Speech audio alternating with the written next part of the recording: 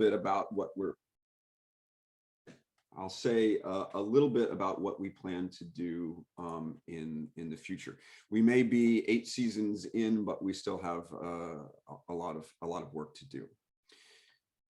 So in terms of our goals, at the most basic level, we want to describe the history of settlement on the Erbil plain. This is one of the most productive and fertile of the plains that are against the Piedmont of the Zagros, and there's a lot to be learned by studying it and comparing it to both the south of Iraq and also the Jazeera, the pretty well-studied Jazeera to the west. Now, a specific question that we've been asking are, what are the impacts of the Assyrian Empire on this landscape, which was part of the Assyrian core? This has been the primary question of our first phase of research, and this is the question that we brought to the National Science Foundation in the United States for much of our funding. On a cultural heritage level, we're very interested to produce a full inventory of all the archaeological sites in a region that is rapidly developing and which really needs this inventory in order to do proper mitigation and where necessary, preservation. We're also interested to do training, both of foreign graduate students, as has traditionally been done on projects, but also it's not possible to do this work purely with foreign students and colleagues. We really need to train local archaeologists in Erbil, and I think we've had some success there. Now, finally, because of the scale of the permit that was issued to us by the Kurdistan regional government, we've had to innovate. So we've been testing some new digital methods of archaeological survey, and I'll get into that in just a moment. But I'd also like to give some kind of intellectual context here. Survey is by no means new to Mesopotamia. In fact, it is one of the classic regions of global survey, especially the work pioneered by Robert McCormick Adams and his students and colleagues in the South. Those are the polygons you see here in yellow. But that work really stopped by the early 70s, largely under the Ba'athist government in Iraq was not keen to support this kind of research. And the focus really shifted to northern Mesopotamia, and starting in the 1980s, especially with Tony Wilkinson and his students, of which I'm one. The surveys in northern Mesopotamia were different. They were a lot smaller, but they were also much more intense, meaning that Wilkinson and his students covered smaller areas than Adams, but at a higher intensity and returning, first of all, a higher density of archaeological sites, but also aspects of the archaeological landscape that Adams couldn't find or would merely infer. Now, missing from all of this, of course, is the Kurdistan region. This was largely out of design by the permit granting agencies in Baghdad at the time. So this includes a tremendous part of the Assyrian core. So the Erbil Plain Archaeological Survey is very centrally located in there, but we are by no means the only survey. In fact, nearly every inch of Kurdistan is now being investigated by archaeological surveys and reconnaissances, most of them pretty well collaborative. Methods are an important part of what we're doing. I think it's important to be explicit about how we are going about trying to answer our questions. So I want to spend a little bit of time on that. For one, we have an extremely large region. We've been given a contract for nearly 3,200 square kilometers. That's vast. That's about the size of the Nippur survey, for example, and largely in excess of anything that Wilkinson or his students attempted to do in northern Mesopotamia, where it would have simply been impossible to obtain a contract of that size anyway. This is an extremely rich region. We know some of its archaeology from excavations, but we know more of it from remote sensing. And because of the scale of this region, it's simply not possible to do this area through transect walking. It simply has to be done with a heavy component of remote sensing. Now, I'm sure many, if not all of you, are familiar with the corona intelligence satellite program of 1960 to 1972. This has been extremely powerful for surveys throughout Mesopotamia. But we've added to it its successor program, which has been declassified since 2013. That's called Hexagon. That ran up until 1984. Much harder to get access to these images. Until very recently, this necessitated a trip to the National Archives in Washington, D.C. Slightly earlier are aerial photographs from the U2 program, which in the Middle East ran from 1958 until 1960. These are extremely high resolution, getting down to say 30 or 40 centimeters, and also very early, but of more limited coverage since they are plane-based rather than space-based. These three sources have been amazingly productive in helping us find archaeological sites before we even go to the field.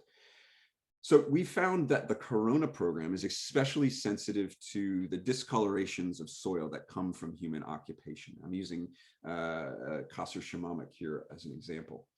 The U2 and the Hexagon programs are much more sensitive to the built environment, especially things like canals, the remains of walls. You can see that the city wall of Qasr Shamamak here casts a much stronger shadow than it does on the U2 than it does on the Corona. We are also using modern satellite imagery, but we find it not to be very useful. For one, it captures the modern landscape, which is heavily degraded, especially in the late 20th century. And we mostly find it useful for navigation. We need to get to these places in order to survey them, and the modern imagery tells us where the roads are. So using these sources, we have taken our 3,200 square kilometers and added to these excavated sites about 1,950 potential sites, and we've confirmed well over 800 of these to this point. This is the distribution of those known and potential sites. Now we can add to this aspects of the archaeological landscape. For example, we've identified almost 400 kilometers of pre-modern canals. We would estimate that most of these are either Neo-Assyrian or Sasanian to early Islamic. We can also add to this about 350 kilometers of ancient trackways. These are generally known as hollowways in the archaeological literature, overwhelmingly focused on the city of Erbil itself. We can add yet further over 12,000 shafts of subterranean kanat or kares in Kurdish, underground water systems. And this constitutes literally hundreds of underground canals, also clustering in a very interesting way. Now, we've investigated about 1,140 square kilometers. That's about 35% of our total survey area. And we've confirmed, sorry, I said more than 800. I meant to say more than 700. We've confirmed about 721 archaeological sites over our 8 field seasons. I want you to notice in the Southeast that indeed we had a 2020 field season. None of the foreigners participated, but because our project is fully collaborative, our Kurdish team members undertook this work without us present, and I'll say a little bit more of that towards the end. Now, our spatial data set exists entirely in the cloud. There was a time when our GIS data set existed on my personal laptop, and then with time it migrated onto a very expensive mobile handheld GPS enabled computer. But at this point, we've put all of our data in the cloud such that not only can we share it with team members via web maps, such as the one you see here, but we can also push this out to everybody's individual mobile devices. So no longer do I control 100% of the data through my $6,000 Trimble device. Every single team member has access to all of our data through their smartphones.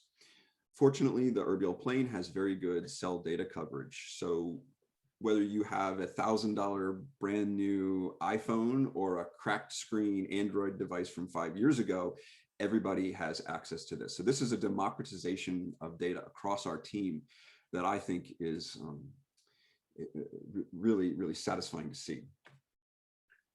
We do have to go to these places. So we do conduct field survey in largely following the methods that were pioneered by Tony Wilkinson, first in the North Jazeera project in the 1980s, and then developed further with his and other subsequent projects. One thing has changed, however, and that is how we map these archaeological sites. This is where we've really had a revolution in archaeological survey through the use of unmanned aerial vehicles, or what you probably know them as drones. Instead of setting up a total station and spending like literally weeks on an archaeological site to collect points, we can, in the span of 15 minutes, fly a drone over top of an archaeological site in a systematic manner and capture enough photographs to produce extremely high resolution photos and terrain data. Now, since 2017, this aspect of our project has been supervised by Khalil Barzinji, who is a member of the Directorate of Antiquities in Erbil. So the slides I'm showing you now derive from his work. So we use three kinds of drones: two fixed wing devices that fly for about 15 minutes per battery and are capable of mapping a site up to, say, 10 to 12 hectares on a single flight. In 2018, we invested in a fixed wing SenseFly EB device, which can fly for almost an hour, has a high precision GPS that can be corrected down to about 8 centimeters on the horizontal plane, and is capable of modeling sites well above 25 hectares on a single flight.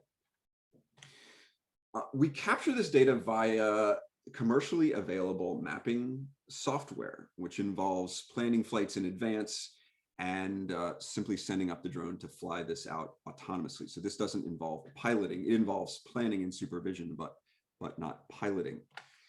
As an example, this is the site of Kilikmishik, today in the fabric of Erbil itself, which was planned out and flown systematically in a series of transects.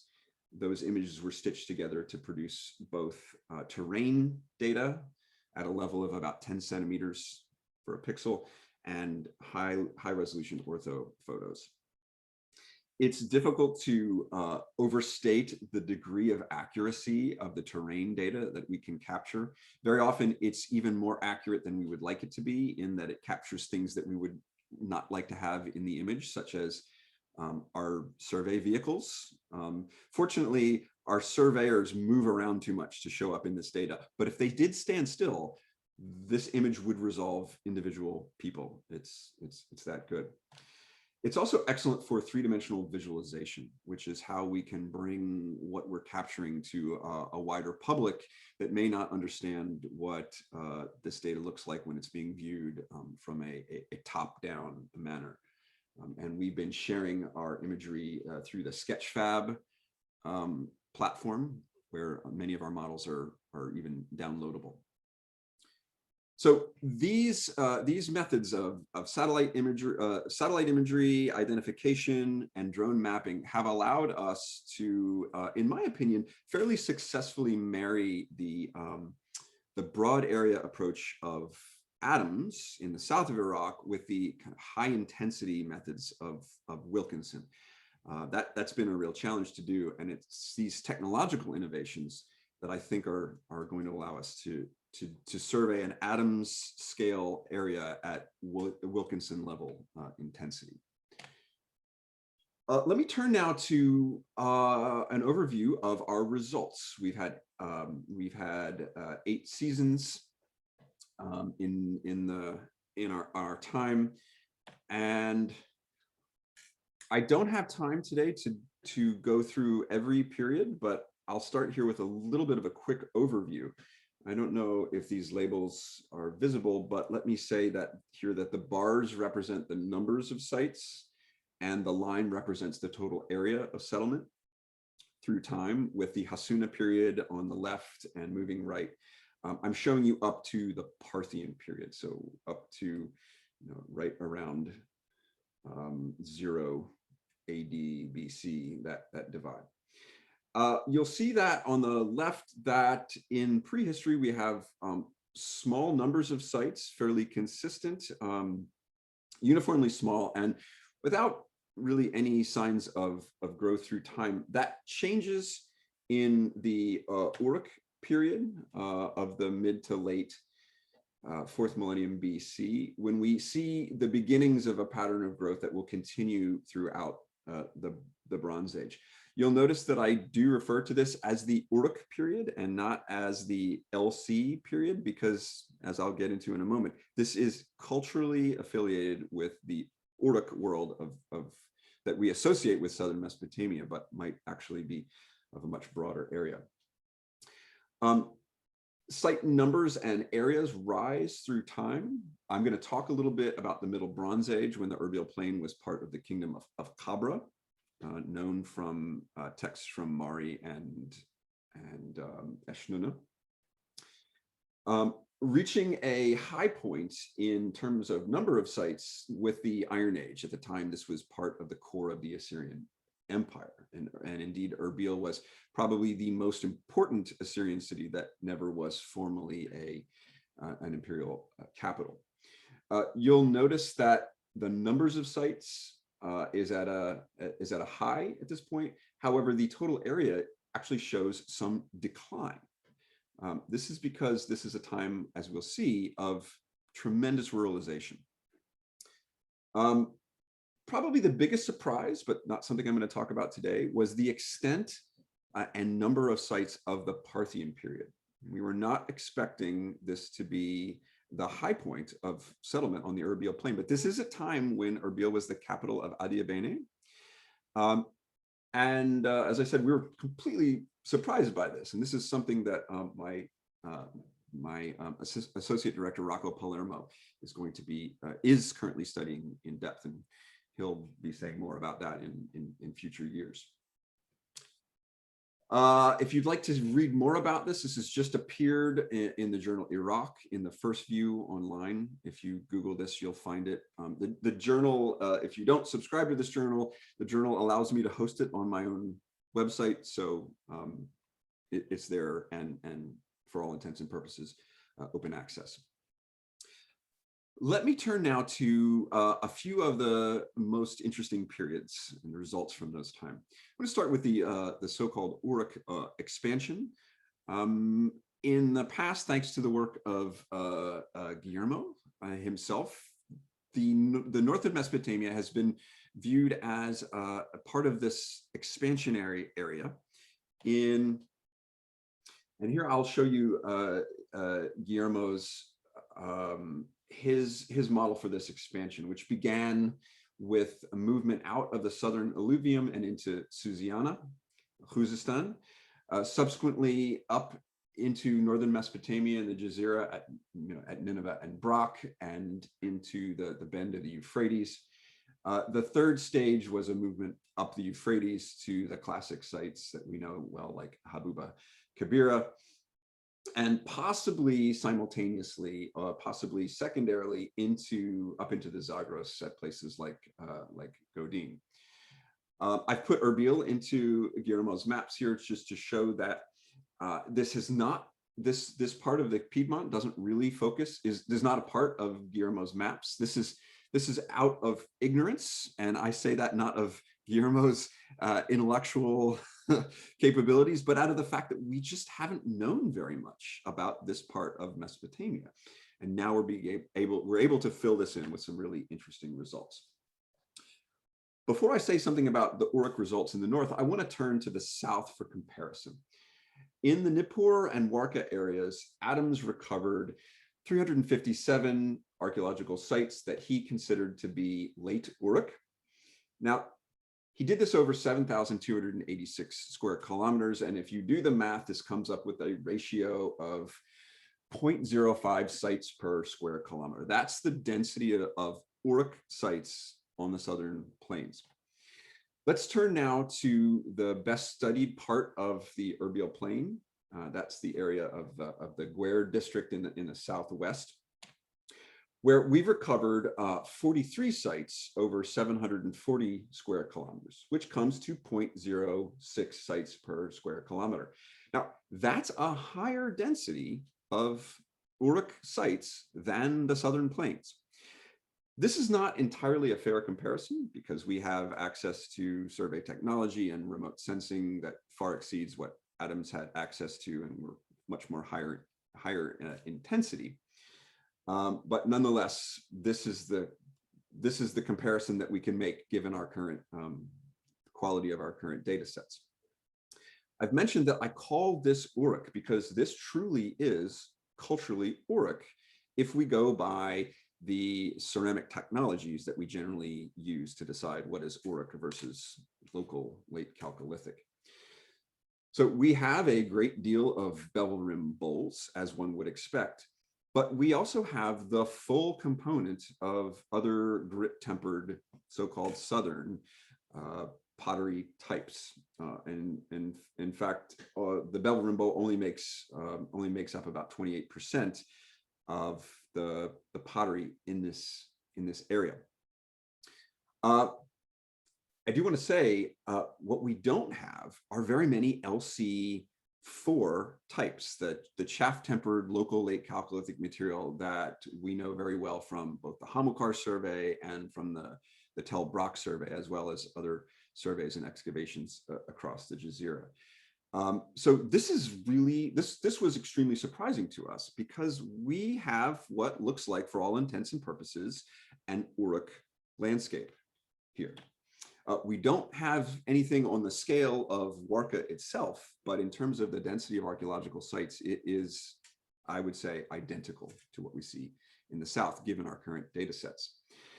So I'm going to amend Guillermo's maps, and he can feel free to correct this or comment on this later on. I hope he will, to say that I think that what we might be seeing is an Uruk cultural sphere that's much larger than we've assumed in the past. We've assumed that this was a culturally Southern phenomenon that expanded outward, and certainly it did expand, but the nature of what this core might have been, we may be underestimating it. It may actually include not just the far southern alluvium, but also the Tigris Piedmont, in a way that really this would need to be properly tested by further field work in, say, the Kirkuk plain. It would be lovely to see that sort of thing. And excavations in the Kurdistan region are already kind of demonstrating that we have that, and now the Erbil plain survey is showing that we can demonstrate the presence of kind of culturally Uruk, at least ceramics. I don't want to hesitate. I don't want to talk about ethnicity or people at this point, but this sort of cultural phenomenon, it really seems to be in a much larger area. So I want to turn now a few more than a millennium later to the Middle Bronze Age. Now, when we came to the Erbil plain, we were aware that this was supposed to be the area of a known political entity called Qabra, named after a city of the same name, that was famously defeated by a coalition of Shamshi Adad and Dadusha of Eshnuna, memorialized by both of them in royal inscriptions about how they came together. Their armies came together, they defeated the king of Qabra, and they knocked down the walls of his city. So we were looking out for a large Middle Bronze Age place, presumably with a city wall. And with this in mind, we very quickly got interested in this place, which was known as Kurd Qabristan in Iraqi inventories going back into the 1970s. But as we quickly decided, it was radically undersized. Now, very clearly, I think you can see, hopefully my pointer is showing up. There's a central mound of about 8 hectares right here with a lower area around it. But in our lab-based analysis, we quickly got interested in this whitish line that you see describing an oval shape that constitutes about 100 hectares. Here's the site on the ground with the mound and the lower town around it. and a drone photo at the bottom, I want you to look in the kind of the middle distance, and you will hopefully see kind of a curved depression. I'll highlight it here. This is what we have hypothesized to be that outer wall. You're looking here at what's at the upper or north part of this corona image. So our drone flew over it in 2018, and you'll see that that city wall shows up extraordinarily clearly through the drone-based DEM. Now, the site has been under excavation for almost as long as we've been surveying now by a team led by Johns Hopkins University in Baltimore. And they have, through excavations, confirmed that this city wall exists. And they've also confirmed it through geophysical investigation. This is being led by Andy Creekmore. This is just a fragment of what he's done so far, but if you look at that very northern edge, you can see at 20-meter intervals, lovely bastions on this city wall. Really gorgeous confirmation of our remote sensing based interpretation. And we are now more confident than ever. This can't be proven yet, but I do believe we are seeing Qabra and its city wall, famously supposedly destroyed by Shamshi-Adad. And Dadusha, here's that monument of Dadusha that's now in Baghdad. But getting beyond Kurd Qabristan, likely ancient Qabra itself, I want you to look at the distribution of archaeological sites of the Middle Bronze Age. This is not a particularly strange pattern. You'll notice that the sites tend to adhere very closely to areas of surface water. These are today these are largely wadis, but quite likely were perennial flowing rivers in the 2nd millennium BC. This is a typical Bronze Age pattern, but as we move into the Assyrian period, we're going to see something really different. So this is the period that brought us to the Erbil plain in the first place, testing hypotheses about the planned nature of the Assyrian imperial core. From Wilkinson's, Morandi's work, Reinhard Bernbach and others have noticed that there's some real pattern regularities to Assyrian landscapes throughout the Jazeera, really throughout the Middle East, that suggested that the Assyrian government was heavily involved in planning its landscape, both demographically, hydrologically, in terms of urban planning, and even ideologically.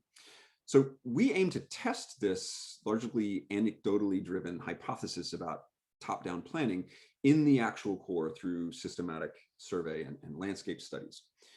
So here's what we found. Certainly we found that there are planned looking Assyrian cities insofar as we have places like Kasr Shamamak, ancient Kilazu, a walled Assyrian provincial capital with an acropolis with a known palace of Sennacherib. This has been under excavation by teams from University of Paris and Lyon since 2011. The Paris-Lyon team has been very productive and about presenting and publishing, but you shouldn't get the impression that this is a highly urbanized landscape, because Kasr Shamamak and Erbil itself are really exceptions. Overwhelmingly, the Assyrian settlement landscape looks like these sites, very small, on the order of 1 to 2 hectares, very flat, low, extraordinarily difficult to find without either intensive field walking, which we don't do, or remote sensing, which fortunately we do. So these sites may be small, but they do show up on historical satellite imagery. When we look at the distribution of them, they are really they're distributed in a radically different way from the Bronze Age pattern that we just saw. They seem to disregard the location of water, at least insofar as we understand it from the modern pattern of wadis. So there's a couple of ways that we can interpret this. We can interpret this as the fact that it might have been wetter in the Iron Age. That's a possibility. There may have been canals leading to these places that we've not been able to identify. That's also a possibility.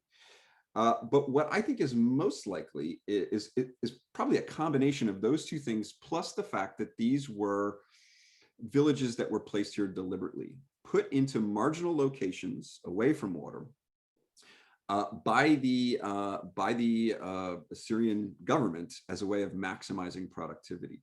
This is similar to a pattern that we've seen in the Jazeera, around Hamilcar, around Baydar, around Tel Hawa, and especially in marginal areas like the Wadi Ajij in the Berenbeck study. We see it here also in the core of the Assyrian Empire, but it's a little bit more complicated. It's not quite as routine. It's not quite as regular as we see in those other places. This probably has to do that it's building on an existing landscape, settlement landscape, and not something de novo like we see in some of the more marginal areas of the Jazeera. We're still working on this.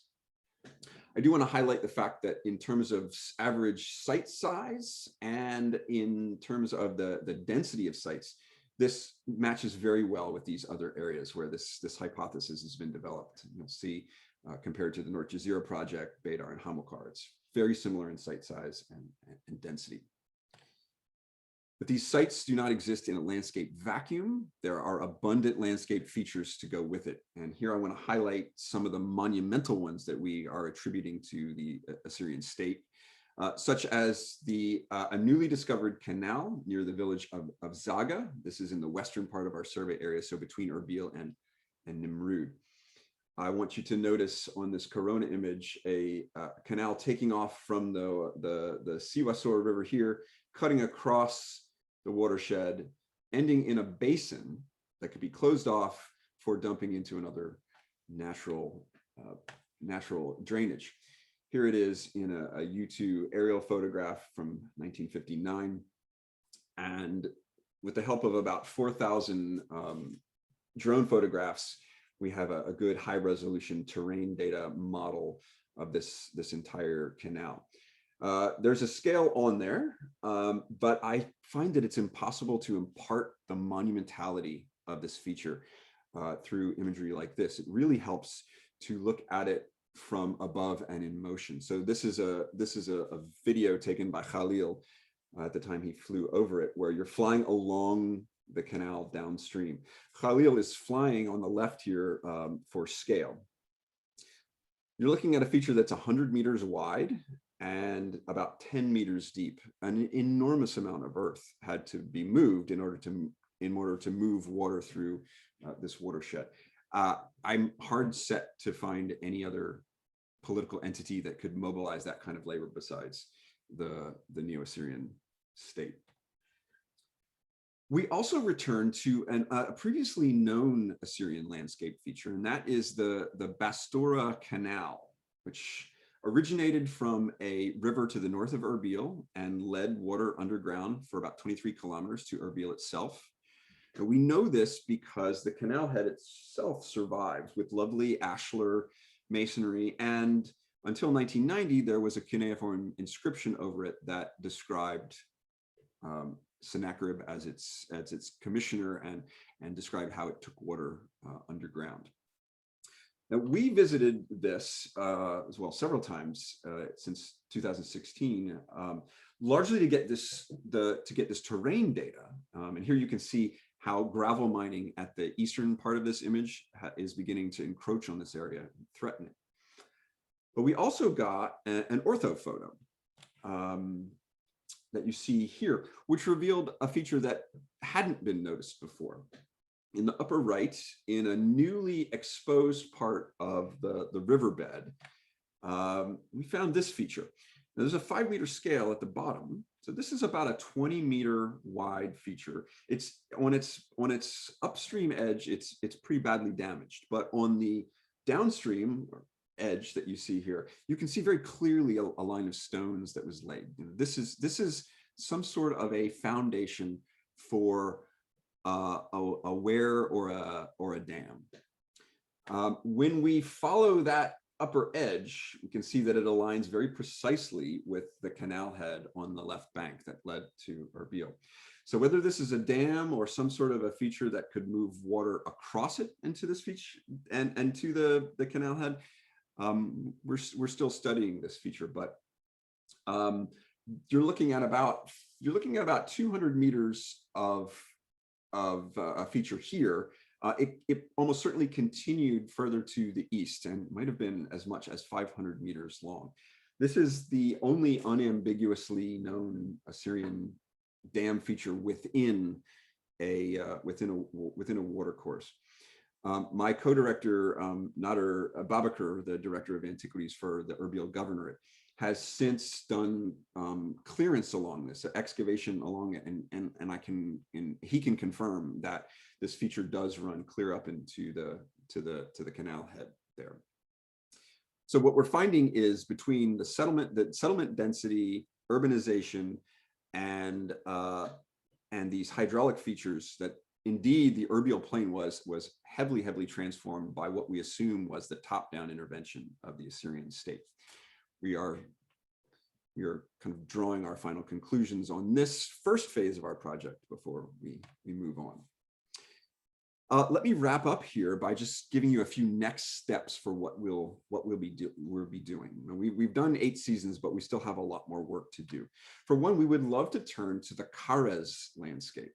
As I mentioned, we've already identified about 12,000 shafts for these subterranean water systems. They're very easy to find on historic satellite imagery. Here's a corona image showing you multiple redundant Khares systems flowing next to each other. And this is something that's being studied both by my co-director, Nader Babakar, as part of his Paris PhD, also by Dr. Mernoush Soroush as part of her research.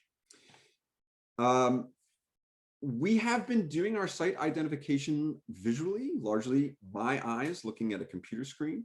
But I've collaborated in the past with Björn Menze of the University of Zurich at machine learning methods of site identification, classification using multispectral imagery. And for an area this big, this is an extremely powerful tool. We've applied it to the Syrian Jazeera, but we're going to now apply it to the remaining areas of the Erbil plain. Björn's classification method is extremely powerful. Let me show you on an area that's known. You're looking at the 2 excavated sites of Qabristan and Girdi Soreja being excavated by a University of Chicago team. You can see the pixels are being colored by the probability that they're archaeological. You can see that the classifier does an excellent job of not just identifying the sites, but identifying their extents. And you can see even that there's maybe a place that we need to revisit. So actually a couple of places that we need to revisit. We may have missed a couple of sites here, but it does show that I think we've done a fairly good job of recognizing the boundaries of these archaeological sites, at least according to Björn's multispectral classification. Now, this is a good case. I'll show you another case where we may not have done such a great job, and that's at our site number 22, Tirpa Spian, where we identified sites 22, 24, and 23 here. Björn's classification suggests that probably instead of being 3 relatively small sites, we have one 50-hectare site that we failed to recognize as a single site. So this is the kind of checking that this classifier is going to do that I think will make our results ultimately a lot more reliable.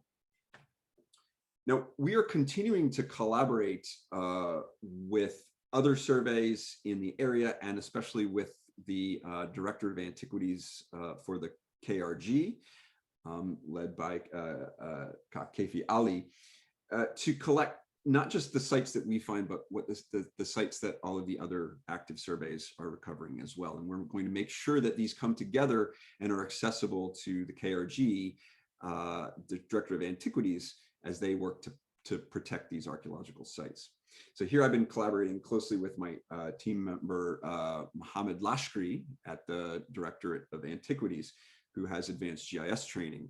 And he and I have been curating these into an atlas and a large map that we make available to the antiquities authorities in Kurdistan. And we really acknowledge the other surveyors in the area that have been providing this information to Mohammed so that he can pull this together for the use of the Antiquities Organization. And this is a really important thing. This is a non-academic, this is really a cultural heritage aspect of what we do, but it's really important because sites are threatened in the Erbil Plain as never before. I can give you individual examples, such as our site number 44. This is a very early site by our standards. This is probably pre-Hassuna, but it is being taken away systematically by a local farmer. And every year that we come back, more of the site is going away. We can document this really carefully. Hopefully this will stop. But these individual examples of site destruction kind of missed a larger point of development as a whole. As the Kurdistan region has become a safe and welcoming area for a diverse set of peoples, the city itself has been rapidly expanding. And I'm showing you here 1967 on the left, and this is about 2019 on the right. The ring roads continue to move outward, and with them comes development, and that's consuming the landscape surrounding it. And here you see the future 150-meter ring road that's already been etched into the landscape, showing its inevitability. We are struggling to stay ahead of this development, capture these places, document them as best we can before they disappear under Erbil. This is hard work, and this is an important reason why we can't do this just with foreigners. We really do need to train and collaborate with our colleagues in Erbil so that this work can be done not just by foreigners who show up for 4 to 6 weeks every year, but can be done by local people in our absence. I mean, it is, after all, the cultural heritage of Iraq and its Kurdistan region, and we need to help our colleagues become the best stewards that they can of it. Let me conclude by thanking my team. I'm presenting this here to you in my name, but I have my co-director is Nader Babakar of the Directorate of Antiquities in Erbil. I have 2 associate directors, Rocco Palermo of the University of Pisa, Petra Creamer, recent PhD from Penn and soon to be postdoctoral scholar at Dartmouth University, as well as the rest of my team. I want to single out Hamid Lashkri, Hamid Amin, Pishtiwan Ahmed, and Bapintir Rowanduzi. This is the core of our Erbil-based team, and these archaeologists have really shown that we can have a proper collaboration that really produces results. And led by my co-director, Nader Babakar, they conducted a brief field season in the fall of 2020. They recovered about 20 sites over 80 square kilometers, entirely solo, using all of our tools, flying the drone, demonstrating that this work can be done by Iraqi Kurds entirely by themselves. I hope that we will maintain our collaboration moving forward, but I was delighted to see this fantastic demonstration of real archaeological competency. Very impressive. So I want to end here by acknowledging, first and foremost, the Kurdistan regional government, especially its General Director of Antiquities and in Erbil, and also the Director of Antiquities of Erbil Governorate, who've given us the permission to do this and entrusted us with studying their cultural heritage. We've greatly benefited from the KRG's representation in Washington, DC, first Kubad Talabani and now Bayan Sami Abdulrahman. Really appreciate their support and encouragement. And we've also been licensed to do this work by the State Board of Antiquities and Heritage in Baghdad. We've been funded by Harvard University, the University of Groningen, as well as the National Science Foundation, the National Geographic Society, and Dumbarton Oaks. want to thank all of my team members. I also want to thank Mohammed Lashkri for giving me my Kurdish captions. And thank you again to Arwa for this invitation. And thank you for listening.